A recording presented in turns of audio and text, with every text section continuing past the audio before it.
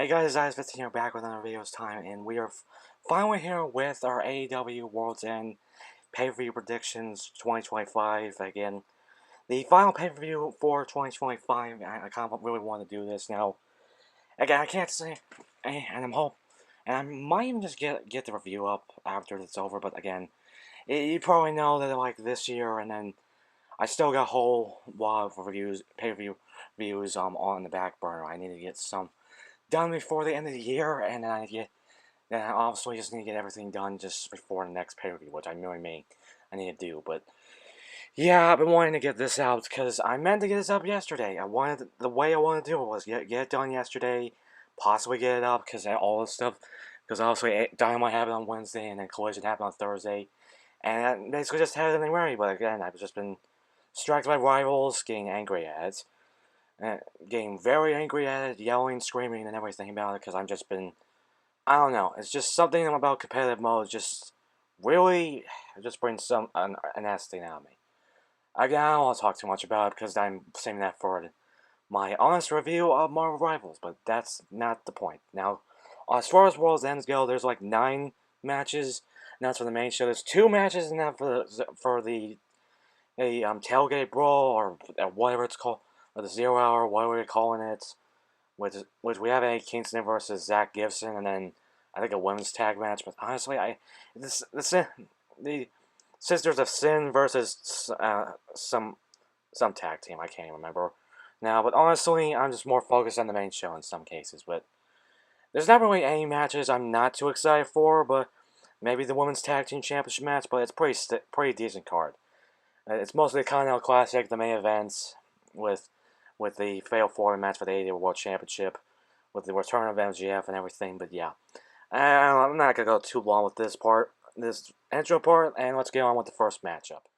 So going with the first match, I kind of figure it's just gonna, I kind of think this is gonna start the show, which is one of the first semifinal matches for the Continental Classic, which is Kyle Fletcher versus Jon Moxley. I just kind of figured I think this might start the show because it's similar to last year with Kyle Fletcher versus Okada. So, yeah, I feel like this is going to be a similar case. Hey, it's either this or again, Okada and Takeshita could be starting the show, or maybe it could be just be one of the other matches that isn't Continental Classic related. But yeah, again, a lot of this was finalized on Collision this past Thursday. For Gold League, it was pretty much a 6-way tie, and Kyle Fletcher and Takeshita won.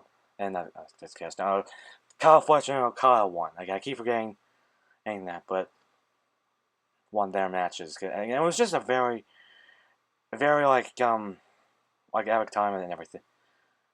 It was just having on the edge of my seat. All the matches did because it just have like, because it was a win or lose scenarios for everybody. And like I said, Kyle Fletcher was one of the finalists in the Gold League. Jon Moxley became one of the finalists after Claudio Castagnoli lost his match and everything. But as far, yeah, this is gonna be an absolute barn burner. I can see this going your way. I think I'm more leaning on Kyle Fletcher because I think Moxley's kind of losing his grip a little bit. But if Moxley wins, I'm kind of okay with it. So Kyle Fletcher for the win because he's red hot. I can see like maybe the Don Callis family members just going at each other in the finals. Next up, we have the mixed nuts mayhem match, and as far as I can tell, it's just the mixed kind of like 4-person tag match thing, which we have the Roderick Strong and Thomas Tony Storm with the conglomeration with Mark Briscoe and Orange Cassidy, even though I think Roderick Strong is part of the conglomeration. Because since also Kyle O'Reilly's part of the conglomeration, but they're going against the Death Riders with Claudio Castagnoli, Lee Lee Will Yuta, Daniel Garcia, and Maria Shafir. And yes, it's a lopsided thing. Finally you can see I finally got the Mark Briscoe figure. It's the Ring of Honor figure. View coming soon. And I just got Claudio. I don't have Daniel Garcia and Will Yuta's figures that they were released in the Unrivaled and Unmatched line. But honestly, I'm just gonna probably get customs with the updated looks and everything. And then Maria Shafir, we don't have it yet, and figure of her yet, and we don't even know if we're gonna get a figure of with the rumors of Jazzwares losing the license. I'm hoping they're not losing the license and they're just gonna continue making figures. But I don't know. Like I said, we're just gonna have to wait and see for that. But that's not what this video. This is not what this video is about. But as far as they go, this match is now. As far as this goes, I think it's just gonna be a normal mixed tag match. But there's also gonna be like a crazy tornado tag match or just normal no skull occasion. I don't know. The mixed nuts mayhem kind of gives it like tornado tag match vibes. But as far as I think is gonna win this match, I'm mostly leaning the conglomeration with Tony Storm. That was Tony Storm. But if the Death Riders win, I think this is what is gonna make Warwick Strong heel turn on the conglomeration, turn on Kyle O'Reilly, and probably going for the TNT Championship, and maybe go for a rivalry with Kyle O'Reilly first, and then go for the team after Mark Briscoe the TNT Championship. But that's kind of like a random theory for a little bit. But I'm mostly leaning on the conglomeration to win. But if the Death Riders win, expect a heel turn from Roderick Strong. Next up, we have the Chicago Street Fight for the AEW World Tag Team Champions. We got FTR defending against the Bang Bang Gang, and with Juice Robinson and Austin Gunn. Yeah, Colin Gunn's still injured, and same thing with Jay White. Yeah, it's just one of those things that it's just an endless cycle. And yeah, you just seen renders of possibly the Bang Bang Gang or just Juice Robinson, because I don't know if either of their figures. They're both out, and I still haven't gotten them because I'm an idiot. I've been way too distracted with a lot of other stuff that I just can't get. I just can't get around to it, and then when this happens. But yeah, I don't want to go too like. But as far as this match goes, this is gonna be well. There's gonna be a lot of great spots in this match. Just crazy spots. And again, weapons, and maybe the kids, and a lot of stuff that just going. It's a street fight. It's just the usual stuff when we expect the street fights. And as far as it goes, who I think is gonna win, I want the Bang Bang Gang to win because I win in some cases, but I feel like it's just gonna but I know that FTR is gonna retain, go into 2026 as champions, and yeah, that's just pretty much all I'm gonna say. And FTR retains. If the Bang Bang Gang wins, I'll be okay and happy, but FTR is just with the win. And next up, we have the Women's Tag Team Championship match. I just decided to get this out of the way. Which we got the Babes of Wrath versus Mercedes Moné and Athena.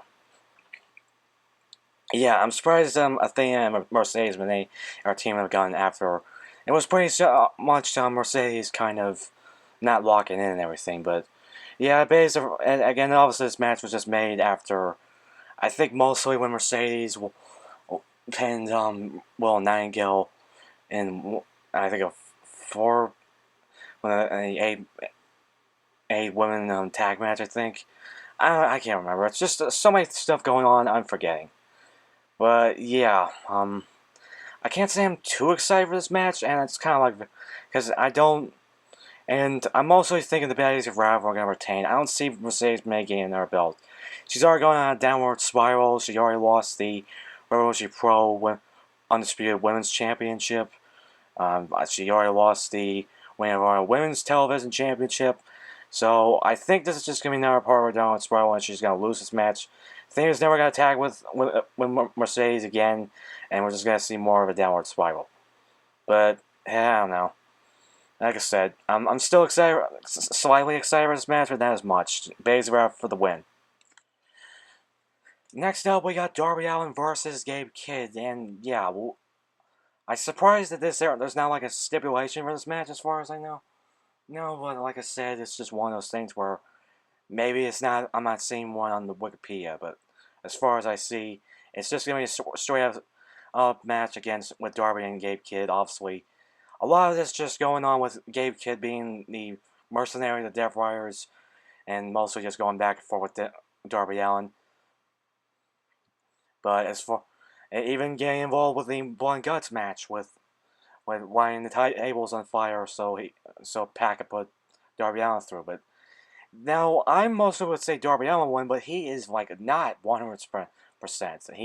has dropped out of the Continental Classic because of injury, and honestly, I don't even know if it's like fully medically cleared, so it's kind of all playing a factor and everything, and I feel like there's going to be somehow, like, maybe Darby might win and dug himself out of the hole, but I also feel like maybe Gabe Kidd might get a win, and this isn't going to be the only match in this bit of rivalry, like I said, it's probably going to be a normal match first, and then a crazy Knowles Bar Dead match, what was it, with these two. Again, it's just going to be crazy. Maybe in the Inferno match, since the Flaming Table stuff didn't happen, but yeah, you kind of get the point there.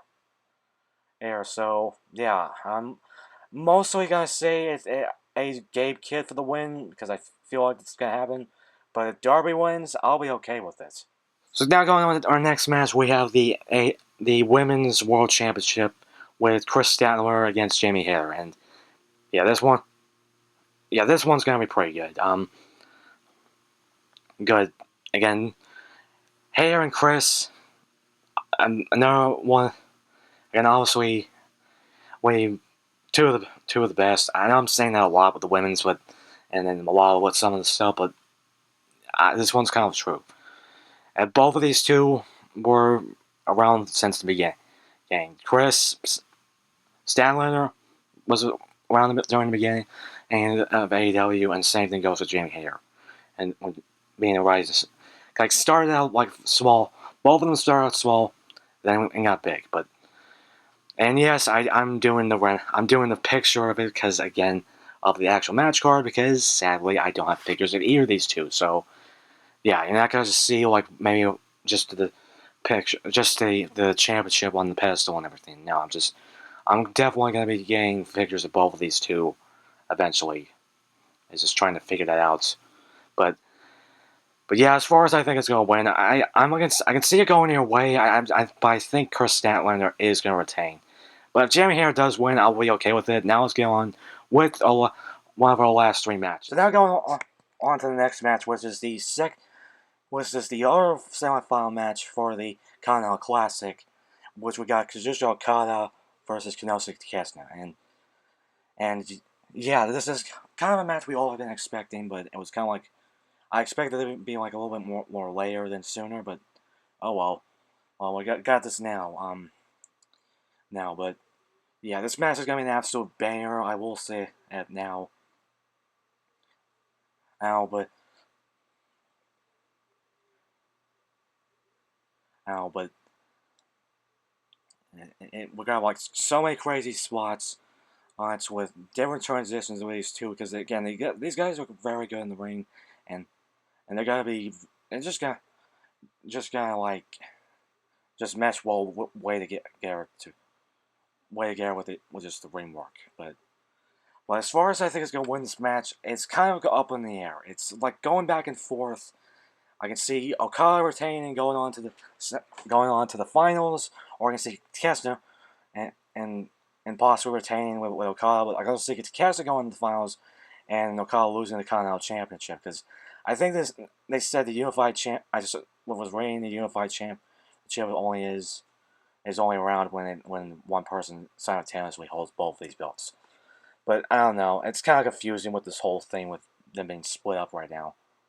Which kind of, now, obviously, now it goes into my next part, which I go into the finals of the Continental Classic, and this is kind of like a quick thing I'm gonna be doing. Like, I'm not really sure, or as far as who's like I said, this is kind of like one of these things where I have to predict.